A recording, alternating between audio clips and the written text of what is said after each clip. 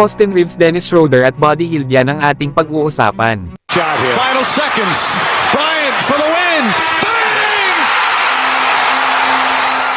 Nagsalita ng mga idol si Austin Reeves sa player ng Lithuania na ng trash talk sa kanya. Tinabi nga dito ni Reeves na isa nga lang daw itong basketball. At talagang nakikipag-compete nga lang daw itong si Vidas Kariņauskas na ganun nga din daw itong si Austin Reeves. Kaya hindi naman daw niya nararamdaman ang mga pinaggagawa nitong si Kariņauskas. Lalo at marami na nga daw pagkakataon sa career ni Austin Reeves na mga tao na tumitingin sa kanya ng ganun at gumagawa pa ng mga ano-anong pang-aasar. Na sa pagtatapos nga daw ng araw ay hindi na daw ito mahalaga. Basta maganda daw ang ipinakita nitong laro at ganun din sa kanilang kupunan. Yan nga mga idol ang mga sinabi ni Austin Reeves para dito kay Vidas Kariņauskas. Nawala nga lang ito kay Reeves. Lalo at madami na nga rin itong experience sa paglalaro ng basketball. Kaya naman sanay na ito sa mga trash talk na na-encounter niya. Hindi nga rin naging maganda ang performance ni Austin Reeves laban sa Lithuania. Na kung saan ay meron lang itong 7 points at meron namang 1 out of 4 shooting sa field. Kaya sinabi ni Austin Reeves na babawi daw ang Team USA sa kanilang susunod na game.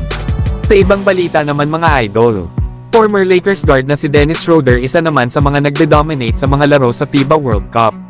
Kabilang nga si Schroeder sa national team ng Germany. Na lahat nga ng kanilang 5 laro ay puro ito panalo. At dahil na nga yan kay Schroeder na nag-a-average sa ngayon ng 21.5 rebounds at 5 assists per game. Na dahil nga dito ay ang Germany ang nangunguna sa power rankings ng FIBA sa ngayon. Kaya walang duda na malaki talaga ang impact na kayang madala ni Schroeder para sa isang kupunan. At dahil na nga rin ito sa kanyang basketball IQ, playmaking at scoring. Kaya naman maraming mga Lakers fans ang nanghihinayang na hindi ibinalik ng Lakers si Schroeder sa kanilang roster. At para naman sa huling pag-uusapan mga idol, Buddy Hield pwede pa rin makuha ng Lakers gamit ang proposed trade na ito. Ibibigay nga daw ng Lakers itong si D'Angelo Russell sa Indiana Pacers. Habang makukuha naman ng Lakers itong si Buddy Hield. Maganda nga ito sa Lakers lalo at isang sharpshooter itong si Buddy Hield.